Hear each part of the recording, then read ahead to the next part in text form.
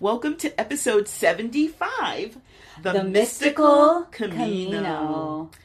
Oh, so exciting. Join us as we start to think about how we're going to walk this journey. We'll start with the modern history of the way to Santiago and then dive into how before that it was walked on Roman roads. Mm-hmm. And even before that, those Roman roads were laid on the routes of prehistoric peoples who walked there for millennia. It may seem like a weird journey to start with us as witches, but trust us, It's mystical. Mm-hmm. Stay tuned.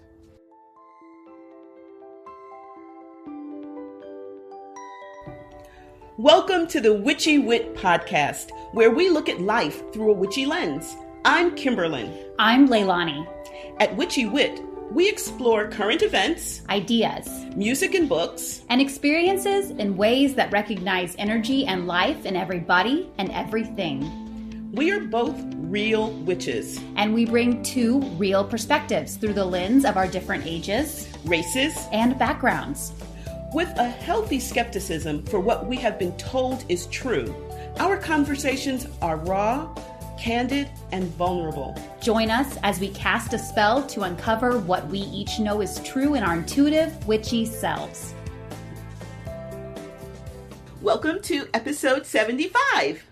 The Mystical Camino. And of course, you probably know absolutely nothing about what that means, but we'll let you know. This I think that it's worth waiting for. Oh, definitely. And an hour from now, you will be able to say that. Yes, it will unfold in the fullness of time, and I think it'll be worth the journey to make a Camino pun. Arr, well done, you. Thank you. But before we get into the Mystical Camino and what the heck that is, I would love to check in with you and hear how you're doing. Okay. So I'm kind of like the bottom line is I'm well and I'm fine and I'm good. Okay. Now, before we get to the bottom line, we have a number of other lines. This has been a really hot and droughty summer here in San Antonio. A lot of 100+ days. I mean, I think the most we've ever had. Literally the most we've ever had. In one summer, and then the most we've had in a row, and all sorts of numbers, and the numbers are actually creeping higher because of something that some people don't believe exists, which is climate change. Anyway, I know, but yeah, letting it go. And then we got a huge rain about 2 weeks ago, maybe 3 weeks ago now, I can't remember. And I had a huge part of my pecan tree fall. Oh. Yeah, fortunately it fell in the yard and not on my house, because if it had done that, this would have been a totally different story. And it had turned brown much sooner than it should have. So it had been stressed and it was dying. And I recognized that. And we had, during Snowbit a couple of years ago, it dropped a limb, and then the next year my other pecan dropped a limb. And so between the two of them, they've been, the arborist calls it self-pruning. So, and this time it just pruned enough that, and the tree is gone. So, I also had 2 oaks, live oaks, which aren't anymore. And so they had been stressed for the past few years too, and they've given up the ghost or on their way. Anyway, so I after years of getting the guys in the truck that don't have licenses or anything like that. I mean, they hard workers, don't get me wrong, they do a good job, but they do what you tell them to do. They're not arborists, they're not tree specialists, they're people, they put in a wall if I needed them to, right? And so I decided to get an arborist to come in because I was concerned with the oak trees that it was oak wilt. Because we do have it in San Antonio. It's further east of here, but it's not that far. It's only a few miles away. So I wanted to make sure that it wasn't that, and it wasn't. So that's a good thing. But he said they're definitely dead. And so $5,000 later, I'm going to have 4 trees removed. Yipper, because they're huge trees, they're huge skeletons. And I was thinking about this, and one of the I struggle sometimes with like the idea of, you know, what is financial stability for me? What's financially abundant for me? And I you know, have a number of different issues that I've been dealing with. And one of the things that I deal with is the idea that when I'm finally feeling like, okay, things are getting really, really comfortable, you know, something like this happens. And someone told me they call it your financial thermostat. Have you heard that term before? No. So, for example, Donald Trump, you know, would go bankrupt, but he'd eventually get back to where he was, right? Because he has a financial thermostat that's set at a certain place. And so no matter what happens, it's going to eventually get back to that. Some people, you might know one of them, have a financial thermostat that's a lot lower. And so if I get a windfall or a bonus or something's going to happen, like my cat needs surgery, or you know, or I needed an air conditioning in my car, and so that's kind of eaten up. And so anyway, the point is that I've just been doing a lot of personal development around that, and it's given me the opportunity to sit and really, I mean, I haven't come to any conclusions yet, but to really, I have been kind of piss-assing around this kind of issue in terms of doing consistent work. And so it's given me the impetus to do that. And I think it's bearing fruit in terms of just how I see myself and how I view myself and view my relationship with the energy that we call money.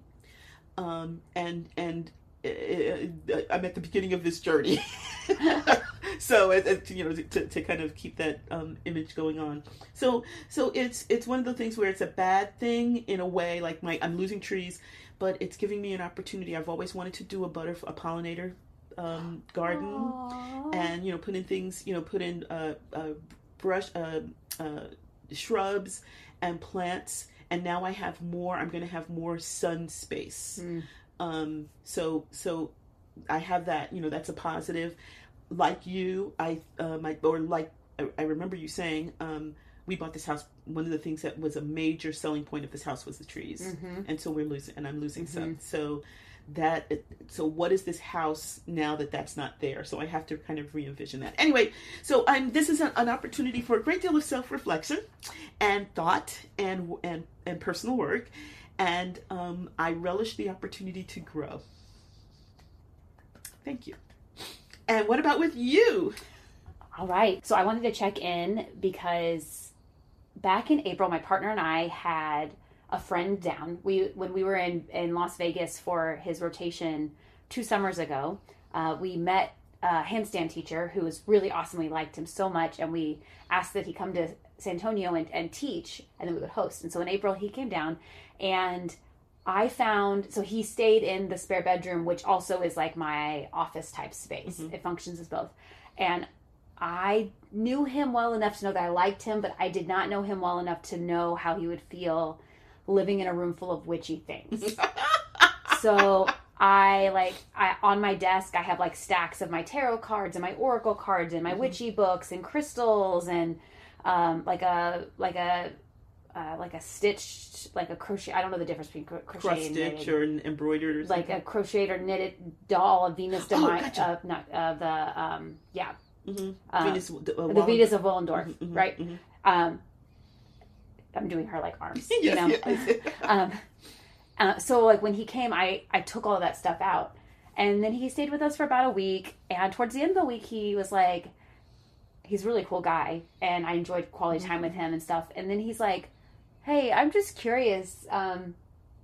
You seem to really like moons a lot." And in my mind, I had basically like de-witchified my whole house and like put it in my room. And I was like, I really like, you're right, I like moons. Okay, you know. And then he's like, he said something like, he just basically asked me, he was like, so like, are you like a witch or something? You know. And in my mind, I'm like, how the fuck would you know that? Like, I just like de-witchified my whole house. Yeah. Like, I put up my tarot cards, and it's one of those things where I think like, if I'm at 100 of being a witch and I like back it down to a 70, I'm like, no one's gonna know. You know. But I guess living with me and all the witches, or the moons and everything, I think he figured it out. So I was like, yeah, you know, I am. And he's like, oh, that's cool. And then he moved on. Like, obviously he didn't care at all. So he's back down again. And this time I did not put the things away. And I told him, I told him, I was like, I'm not putting any of this stuff away if that's cool. And he's like, that's fine. Like, he doesn't care at all. But now he's walking around and he's like, yeah, like, like looking at all my crystals that I have out in addition to the moons and stuff. So I just thought it was an interesting moment because for me, I thought that like by backing it up a little bit, I would be undetectable in my own home. But I guess that's not the case. I'm trying, as you were saying that, I'm trying to remember. It's a Roman Catholic. I think people learn this with their catechism. The sacraments in Roman Catholicism, they call them an outward and visible sign of an inward and personal grace. Ooh. And so you can like take all the pictures and the tarot cards, right? And if he's at all sensitive to energy, it's like you so you don't wear black one day. It's like no one, that's not fooling anybody. Right. As I sit over here in my. But nice try though. Yeah. Right? Yeah.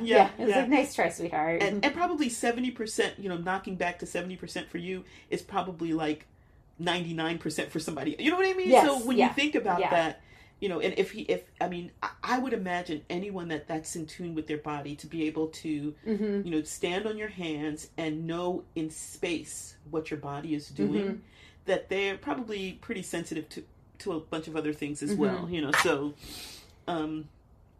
so wow. Yeah, I put away all the what I thought was the blatantly witchy stuff, like my tarot cards and my cauldron, but I left out all the other stuff. Like the moons and thinking, the stones. Moon. Like what? Yeah. Like what's witchy about rocks? It's just rocks. Rocks. I mean, geologists have rocks. I know, but you're not a geologist. No. So the moons and the rocks, I don't know. And the trees. Yeah, I don't know. That would have maybe that would have definitely tipped me off, but I don't know if yeah. Okay. All right.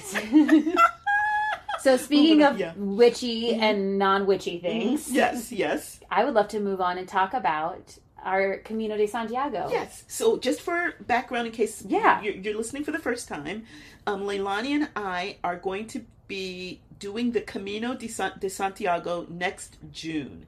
And so we'll tell you all what that looks like. But basically for us, it's going to look like we leave the beginning of June and we're going to walk for the majority of June. And then we come back at the end. It's a nervous laughter that I just had. If anyone wants to know what I sound like, nervous laughter.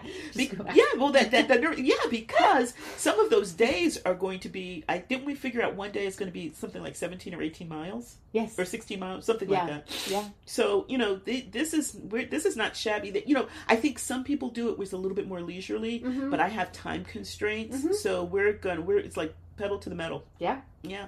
Or soul to the stones, to the cobblestones. Soul to the stone. Soul to the stone, baby. Okay, so so we were just talking about earlier before we started recording. We were talking about airlines and getting the airline tickets, and for some reason we've actually put a deposit down on our company that will be supporting us as we do it. Yeah. And that wasn't putting that deposit down wasn't as big of a deal for me. Like this, I actually felt like a cold wave go over my body when we were talking about when we were actually going to buy the tickets. And I'm not quite sure what that means. I need to do some sitting with that. But as the rappers say, shit's gotten critical. So So it's like, okay, we're doing this. We are. This. So if you are listening and you're not familiar with the Camino de Santiago, our hope is that this episode will go over what the Camino de Santiago is. And then also, if you are a new listener, we're witches. Yeah. I don't normally speak for you, but like it does say it in our intro. Like, I was going to say, it's in the name. Yeah. We're both witches. And so I'm wondering if I was a listener and I was listening to this episode, I'd be like, why the hell are these witches doing the Camino Camino de Santiago, which is Christian? And my advice to you is, I offer to you, stick around and you're going to find out. And I think it's freaking awesome. It is. It's like incredibly awesome. But we're gonna have to dig through this Christian history in order to eventually get there. But it's juicy. It's so worth it. Yeah. I think it's really worth it. Yeah, it's definitely worth it. Okay, so why don't we just start with kind of the not pop culture, but the kind of the general understanding about the Camino. Yeah. Shall I? Or Yeah, that sounds great. So it's called the Way of St. James, and that's because the going to the town, the normal pilgrimage ends at Santiago de Compostela, and that's a city in Spain, the cathedral of which supposedly houses the relics, the bones of Saint James. So one of the apostles, one of the apostles of Jesus Christ. I didn't know what that meant, and I looked it up. So it's one of the guys that hung out with Jesus. Yes, so there's 12 apostles. Yes. Okay, so it's one of those 12. And so, like, he's in that picture where they're all eating dinner. Yes. Like, he's at that table. Yes, he's at that table. That's, like, my level of knowledge that I'm bringing. You know, it's so... And again, so we talk about being witches, but I come to this with so much... Like, I was raised missionary Baptist, so I wouldn't say I had the Bible memorized. Yeah. But if you said, you know, where does this happen? I could tell you book, and maybe I could tell you which chapter, you know, because that's... Oh, my God. I don't even know how they organize, like, the chapters in the Bible. Because there's like multiple numbers with periods in between or something. I think I don't know how to. But is James a book of the Bible? There is I don't know. That's a good question now because I forgot now. But there is one. But I don't think so. So the apostle, the book of no, there is not. But so he is one. If he's St. Thomas went to India. Never mind. Okay. So we hear a lot about St. Peter because he went to Rome and founded the Roman supposedly founded the Roman Catholic Church. But the apostles, after the death and the ascension of Christ, according to their doctrine, scattered to some went to Greece, some went to India, one went to India, some a lot of them stayed in the Mediterranean arena. And theoretically, Saint James came to Europe and did good work there. And so a Roman Catholic tradition is to honor honor any saint. And one of the ways that you do that is by preserving and taking care of their bodies after they've died. So you might hear some places talking about that they have the wood of the cross, like you hear the name of the church. Yeah. If you put all of those pieces of wood together, yes, that would be that was not the cross that supposedly Christ hung on. It would be like the size, I think, of the UN building or something, But relics are highly valued, and so the town is called that because supposedly, those bones were put there. So, all right. Yeah. So as we think about this, an important thing to recognize is that, depending on how people felt about certain members of the apostles and other saints as well, that going there had religious significance, but also miraculous significance. Like certain ones are known with, you make a pilgrimage there, you go there because they heal this or they heal that. They're known for that. So there's associations with that. So Santiago is in northwest Spain, very close to the ocean, and we call this Camino because historically one of the kings of Spain, Alfonso, I want to say the second, maybe. Do we have that anywhere? I actually have it. Okay. I have it. I can't believe I just said that. I actually have it somewhere. In our notes. We'll get it somewhere. Yeah. Alfonso the something of Spain actually walked from Oviedo to Santiago. Alfonso the second. Look at you, you're so good. I'm a historian. Like those things stay in bed, and I may not know really. I may not remember exactly how they got there, but they're usually close to true. So anyway, so we're doing the Camino Primitivo, and the name actually does not have to do with primitive peoples. It actually means that that's the original walk that King Alfonso did in the 9th century, I believe. Yes. From Oviedo to Santiago. But we're going to talk about, there's again, like with many things with the Roman Catholic Church, there's a Catholic overlay over things that have existed before and have been syncretized by Catholicism. Yeah. So maybe let's do like a little. Here's a little timeline. Okay. Of the Camino de Santiago. So in the 9th century, like you said, the pilgrimage was created after the relics of Saint James were discovered, and then they were going to build a church there. Okay. What? Keep going, because I'm going. There's so many things that I could say, but I won't. I want you to say things. Well, okay. So here's the thing, and this is the part that a lot of skeptics have with these relics. How do they know?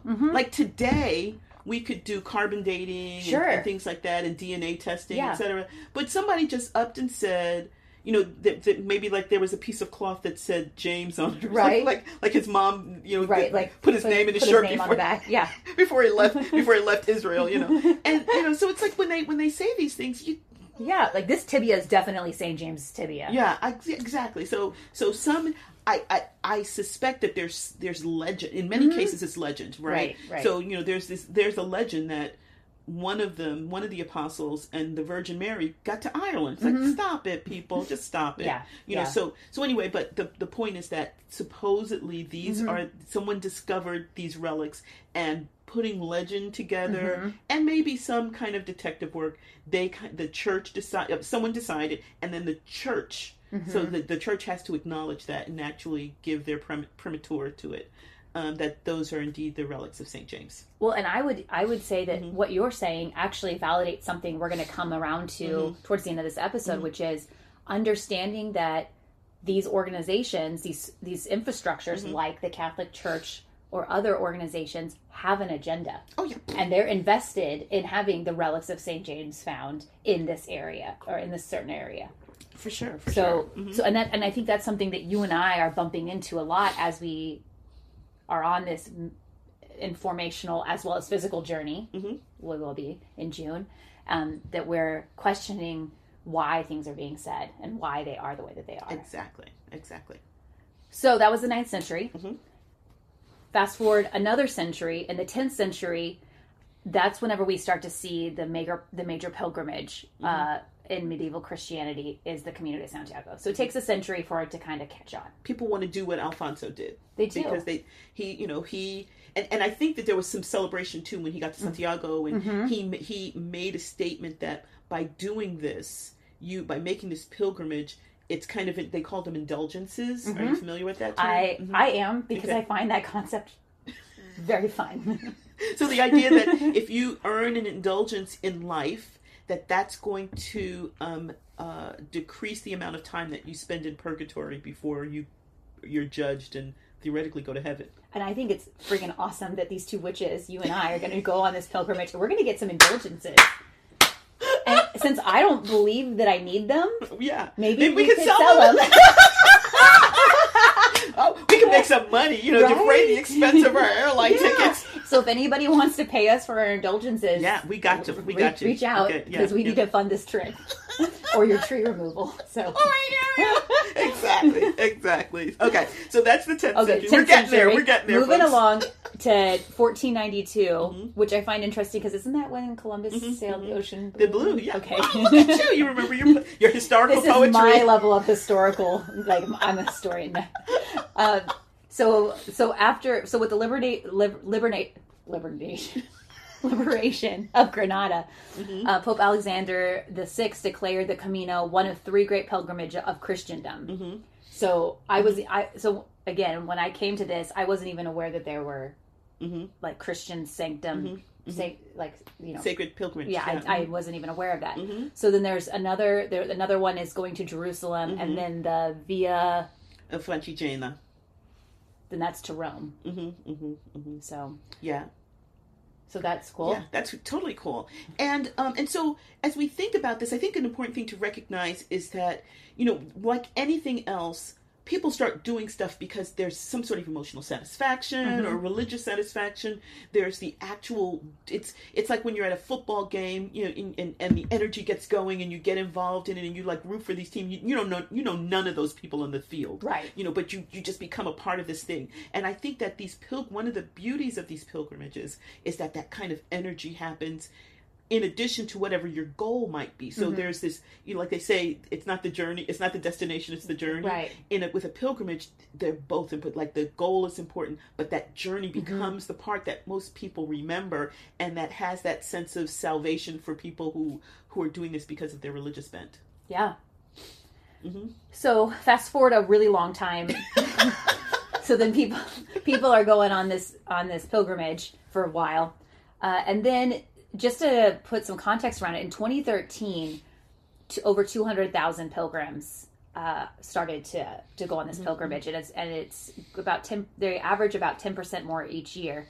Of course, there's fluctuations. A couple of things that make it fluctuate are holy years, which I did not know what that meant, and I looked it up. So holy years, which we're not going on a holy year. Thank goodness. Oh, I actually changed. It's a Santiago Holy Year. Okay. So tell us about that. So all I know is that a Santiago Holy Year means that it's when the 25th of July falls on a Sunday. I don't know why the 25th of July is important. That's Saint James. The feast of Saint James. See, things. Okay, thank you. You need a scholar. You need someone who's done her dissertation in sacred music. Thank you so much for that. For bringing that knowledge. Okay, let's pause for a second. If you do that, there you go. Oh, you got it. Okay, good. Yeah. Okay. So then, so that makes more sense now, because I was like, I don't understand why that happened. Go ahead. Yeah, no, I was just going to say, so Sunday is a sacred day in the Roman Catholic calendar, and then obviously St. James, that's his feast day. So when it falls on a particular super whoopie-doo, that whole year is considered a Santiago, as opposed to the regular Holy Year, which is just every 25 years. Oh, okay. Man, that must be bumping there on that year, and specifically that day. So a lot of out of all of the different pilgrimages, and if you look at the different ways that people get to Santiago, it looks just like a highway map, with fingers that like spread out all over Europe. And it converges. And then it just all, to me as a witch, it looks like, flowing to this one spot. But so there's a lot of different ways that you can get there. The French way is the most popular, and like 2/3 of pilgrims go on the French way, but we'll talk more about our way, but it's the one we're doing, the Primitivo is like definitely one of the smaller ones. And then something else I thought was interesting is that in 1993, UNESCO World Heritage added it to its list. Ah, gotcha. I didn't realize that. I didn't know that was true. And you and I both have a friend that's one of the ways she travels, is she goes to the UNESCO heritage sites. Oh, sweet. So yes. So as we think about this, so the pilgrimage, the basic idea is that the Camino Santiago ends in Santiago de Compostela. That makes sense, right? You end at the that cathedral, but you can start in a number of different ways. You theoretically could start anywhere you wanted and do it any way you want. But there are a number of traditional routes that people take. As you mentioned, the most popular one starts in southern France, and it wends its way around, and then it ends in Santiago. And that's usually, I think that's about like 40 days maybe.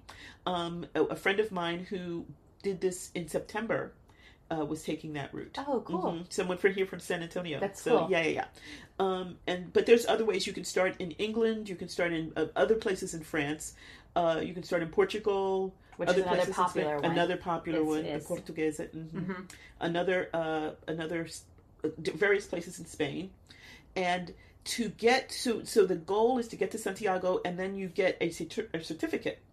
I forget the term for it, but the Compostela. Okay, there we go. So it's the certificate that, and to be able to get it, you have to do at least, is it 100 kilometers, which is 62 miles. 62 for those miles. Of you who aren't tracking like me. And there's, I think it's Saria. I can't remember the place.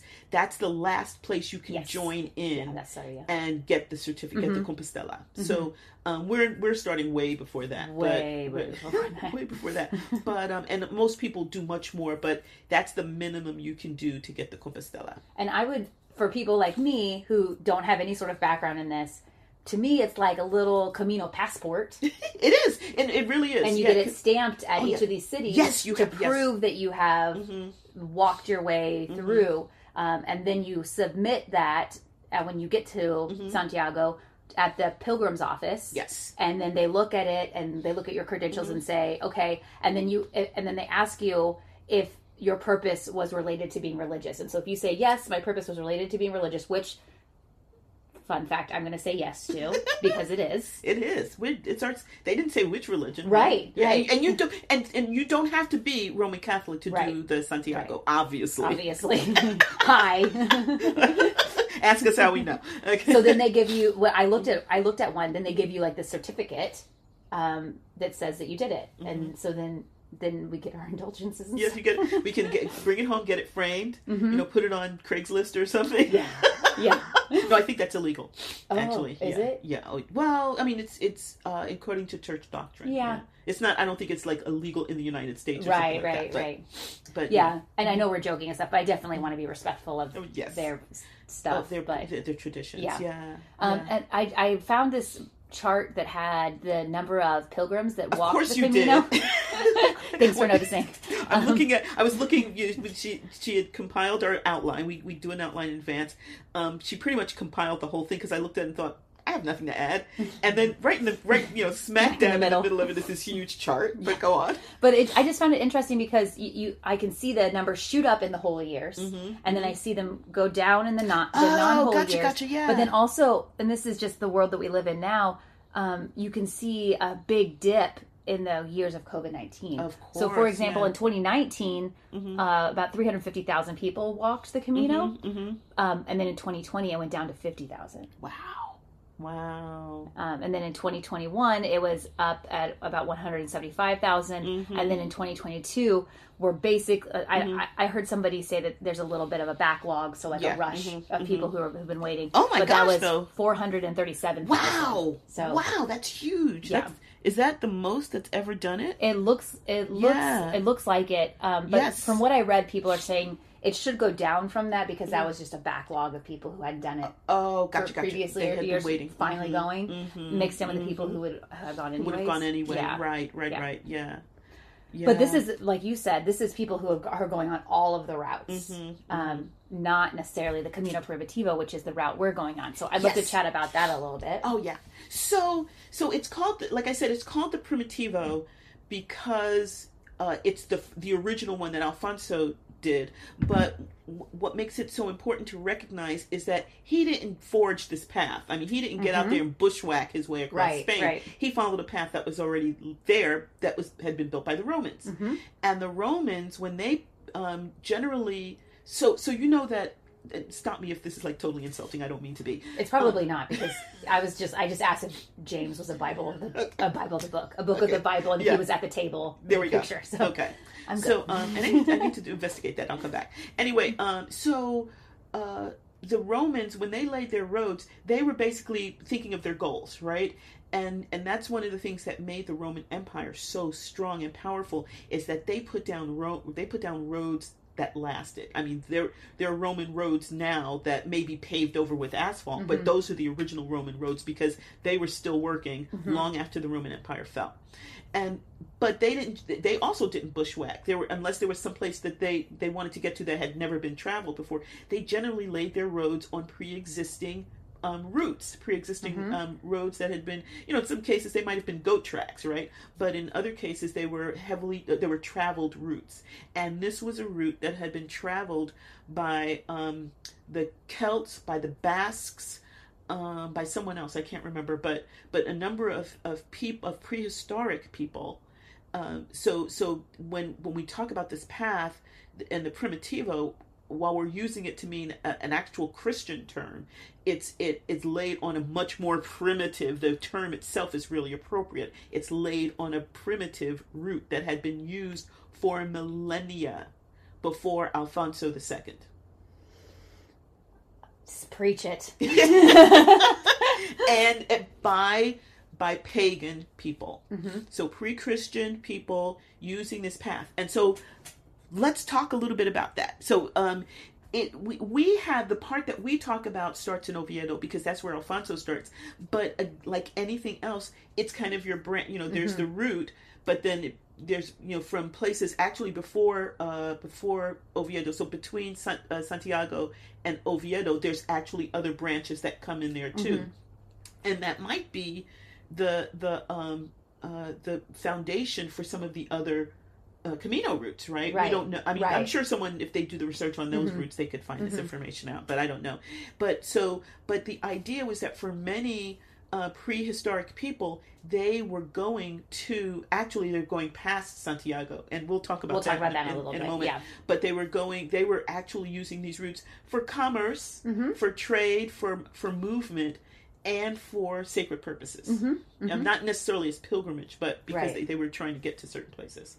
So the Camino Primitivo, which you said started in Oviedo, so it joins up with the French way in this place. How do you say that? In Melida. For the final two stages, and that so a stage is like a day of walking, which is like somewhat wishy-washy on like exactly what that means, but so it joins up with the French way, and so because the Camino Primitivo is not one of the most popular, it tends to be less crowded. But then when we reach that point, we're gonna be joining traffic, a lot of masses. Would you care to say? And if I'm jumping ahead, you just let me know. Would you care to say why it's less traveled? Because it is more challenging. There's a lot of elevation changes. Is that what you were? Yes. Okay. Yeah, there's a lot of elevation changes, which means the view, it's very, very, very picturesque. So well, that's one of the reasons why you and I wanted to do it, is it's very beautiful. It's very beautiful. Less traveled. So there's some places where it's literally like going down Broadway here in San Antonio. There's so many people on it. And that's going to be the case once we get to Sarria.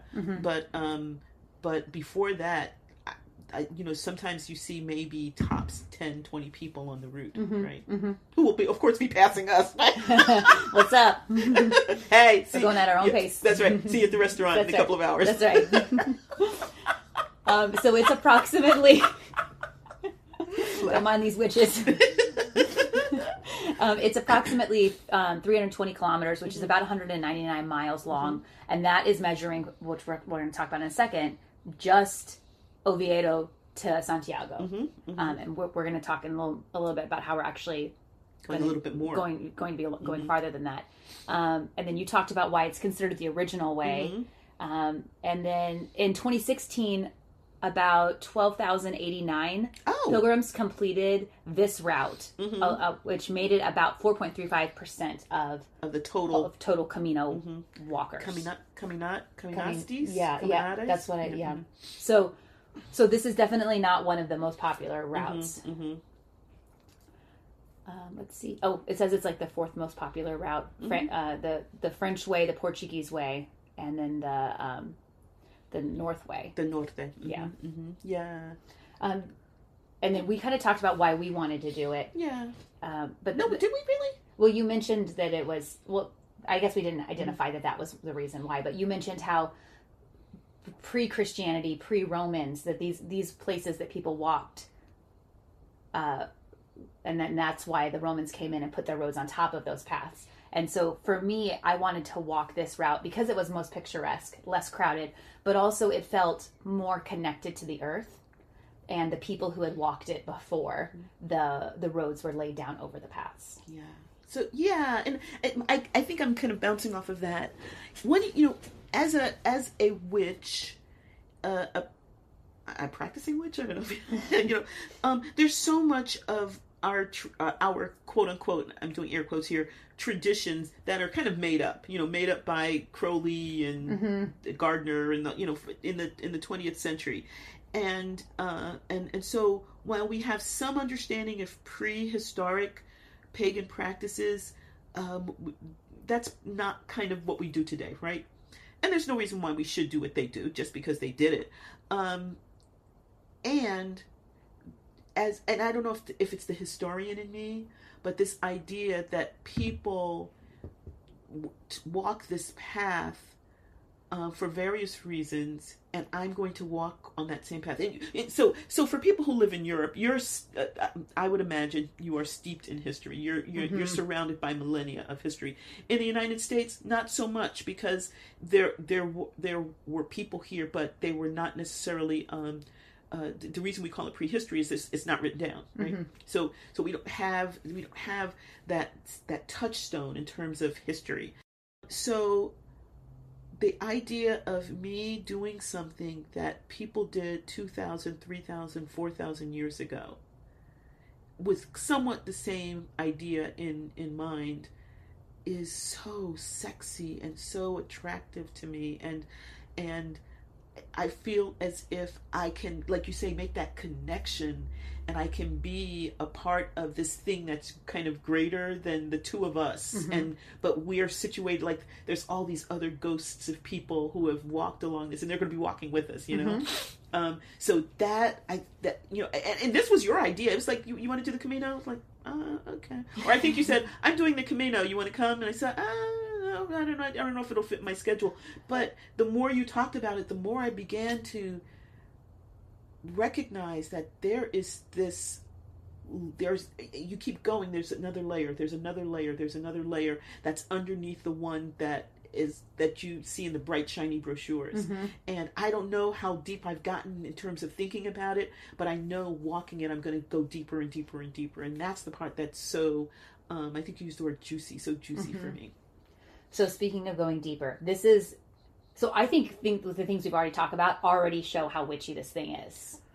And AF. it's a witchy as fuck, yeah. And we're about to get to the part where for me, it's like undeniably witchy. And the people who deny it, I'm like, are you serious? So that's that. And they are. That originally the Camino, and I actually don't think it was a cult.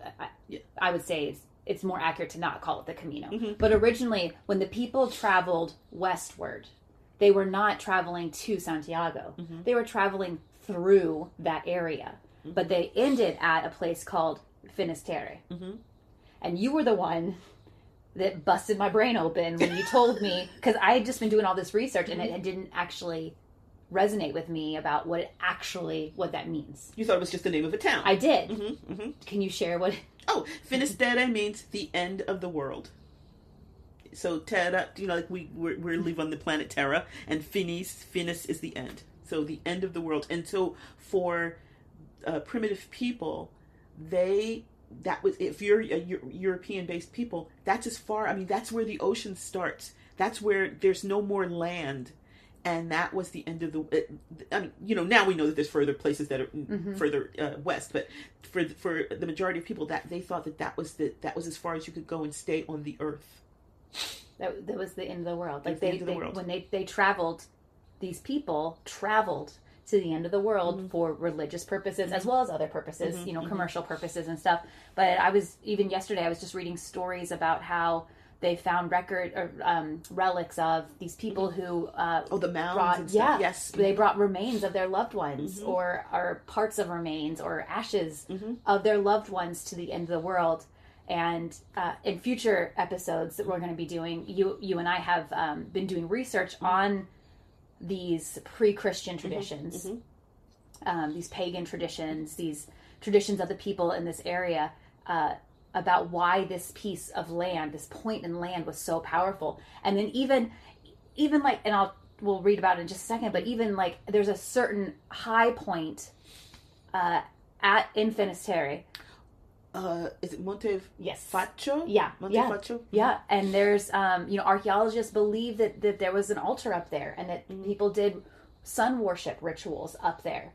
That is witchy as fuck. Yeah, it is so witchy as fuck. But there's nothing there that would let you know that. Like, unless you know that, people are walking up there and like, oh, this is a nice view, but they have no idea because this is wrapped in this Christian layer. And then, and I have bumped into this a couple times where on people are like, oh, like have asked a question, like on message boards, like, is there a pagan history to the Camino? And then people are like, no, the Camino's Christian. And I mean, they're right. Like the Camino is Christian. But it's just like the roads. It's like the roads. There's layers and layers and layers. And Christianity is 2,000 years old. And those roads are 5,000 years old. Or those paths or routes are 5,000 years old. So, I mean, my hands are up in the air. Like, what would you imagine people were doing? Right. I mean, if there's a route, that means people were walking on it, just saying. So I wanted to just share this. So I just picked Wikipedia because it was super easy to find. But on the Camino de Santiago's Wikipedia page, if you keep scrolling, there's a thing that says pre-Christian history. And this is, I just want our listeners to realize this is the type of thing that we're running into. So this is, I'm just word for word from the Wikipedia page. Pre-Christian history.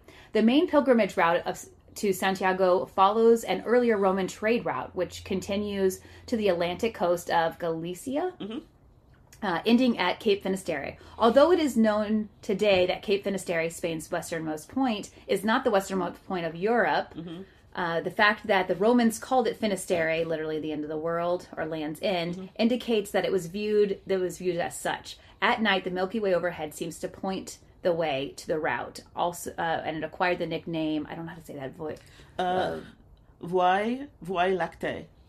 The Milky Way in French. And can I just add something to that? And if you're standing there, if at sunset or at moonrise, the reflection of the moon or the sun in the water then leads to the horizon. At night, with the moon, the Milky Way continues from there. Damn, that is mystical. Yeah, So I mean, obviously, there's other stars and other places, but if you stand there, you can kind of see the stars ahead of you, kind of leading. Like if you were dead, you could keep going, or if you're alive, you could keep going, but you'd soon be dead. Right. But and that is the exact point that we're going to come back to in future episodes about if you were dead, you could keep going. Like this is the end of the world. They believe this was the end of the world. Yes. So, but with this Wikipedia post. Pre-Christian history equals Roman trade route. And I'm like, and this is me, as I'm reading it, I'm like, what happened before the Roman trade route, people? Before 50 BCE. Do you know that things happened before the Romans? Come on, people. It's just so, it's so frustrating to me. I'm just like you're so close. Almost there. Just scratch. Yes. Just a little bit deeper. Just think, it wasn't like the Romans showed up and they were like, I'm just going to lay a road here. No one's ever been here. It's like freaking Americans who think Columbus discovered the United States. No, people were already here. Exactly. Come on. Exactly. People were already there before the Romans laid this road. Yeah. But this is, so then I find as we're doing all this research, I bump into things like this and I'm like, okay, so then who put, what was going on before the Romans then? Exactly. Because that's so little history pre-Christian, and there's so much more, but no one cares. Yeah, and I find, and I don't think that many people care. So to be fair, if you are doing this for Christian reasons, right, it really isn't important what happened before Alfonso II. Right. And God bless you, literally. God bless you. and I don't think that there is a large audience for this, and I do believe that it's important, and I think that and I'm going to speak for you a little bit, but I hope you can tell me if you can speak for me anytime you want. Thanks, but that you and I do care, and you and I have come together for many reasons, but one is that those people who walked to the end of the world to go onto the Mount Monte Faccio, Monte Faccio, and we're worshiping the sun god, and we're watching the Milky Way almost create this runway into the heavens. I think they deserve to be remembered and honored, because what is remembered lives. What is remembered lives. Oh, thank you. And so we will be walking, and we will be remembering, and we will be surrounded by people doing the Camino de Santiago. And for lack of a better term, I keep telling people that I'm doing the Camino, but I am not really doing the Camino de Santiago. we're walking on the Camino Yeah. because they, conveniently have hostels and restaurants and toilets. We're hoping. Yes. So yeah, but we're doing something else. We're doing something much more primitive, much more organic. And which resonates for me a lot more. Me too. Spiritually. Me too. You and I, when we were originally planning this, we talked about which route do we want to walk, how do we want to walk it, and one of the things that you and I kept coming back to was it really doesn't matter as long as we end in Finisterre. Yes, and we are, and we will be. Yeah, yes. and being there and watching the sunset, and knowing that we're doing something that had been done before the Romans came and laid down the roads. Yes, exactly. Is a deeply meaningful practice for me. Can I share one funny story? Yeah. So you've heard this one. So I haven't, once I said I'm going to do this, people are coming out. They were already there. It's kind of like the roads were already there, right? But they said, "Oh, I've done the Camino," and so I'm here. I'm learning all of these. This one connection that I have with a whole bunch of people that I didn't know I had. And one of the gals I was talking with was sharing that she had done it. She had done the French route, and she really, really loved it. And I was saying that I'm going to end at Finisterre. She said, "Oh, well, there's another town that's north of Finisterre, which is a little more modern and a little nicer." And she said, "Oh, you really want to do Mujia instead of Finisterre?" I said, "No. I'm pretty sure I want to do Finisterre because for our reasons." And she said, "Oh, but when you get to Finisterre, the beach is not as nice because there's all these." Places where people burnt their clothes and they threw their shoes in the water and stuff like that. And I'm like, yes! Because that's one of the traditions. You're selling me on it. Yeah, when you get there, you've become a new person. So you burn the remnants of the old, and some of that could be clothing or whatever. So, I guess the beach is not as nice because people, and I think it's not legal anymore, but, people do it anyway because, stop me. But she said, "Oh, Mujia has nicer restaurants and there's a marina and stuff like that." And yeah, but that's lovely. But that's not why I'm doing this. I want to be tripping over dead, burnt clothes, right? Because that to me are people they're my people. Those are my people. Yes. And I wasn't there and I don't know. I actually don't even know who this woman is, but I'm guessing. I'm just going to believe that she's well-intentioned. Oh, yeah. Oh, yeah. And she really is looking out for you. She's like, oh, this is great. And it's just it's a difference in expectation and intent, right? Oh, yes. And I'm guessing and I'm noticing that it's true as I do research and as you and I figure this out together, that we're going to constantly be bumping into that. We're like, that's not why we're doing it. Yes. And while you're doing it is great for you. And I honor that. Totally valid. And as we walk, I am not looking down on the Christians next to me. No, they're doing the same thing we're doing. Yeah. And in fact, I find it unifying. Like, look, I'm different from you. We may be different, but we can still do this. We're doing this thing together, which I think the world needs more of, especially right now. Oh my God, yes. And I want to hold that space to say that difference is okay, and that I want to end in Finisterre, and that's okay. And that's different from you who are ending in Santiago, and that's okay. Let's walk beside each other. Yes. Oh, beautifully said. So, thank you for journeying with us as we did that history. Brief. Literally, what you heard was literally just scratching the surface, but we're going to keep scratching, kind of intermittently over the next few months, and then you're just going to be hit over the head with it in June. Yeah, I'm so excited. Like, we've been researching everything from the people who did the sun worship at Finisterre.